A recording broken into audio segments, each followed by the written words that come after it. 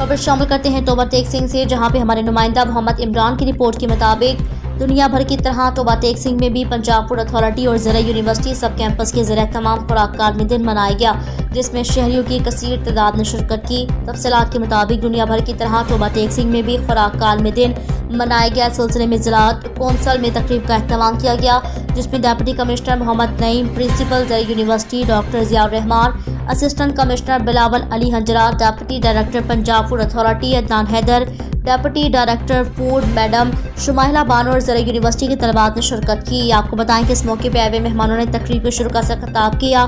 तकरीब में सियासी व समाजी शख्सियात के अलावा शहरियों की कसीर तादाद ने शिरकत की।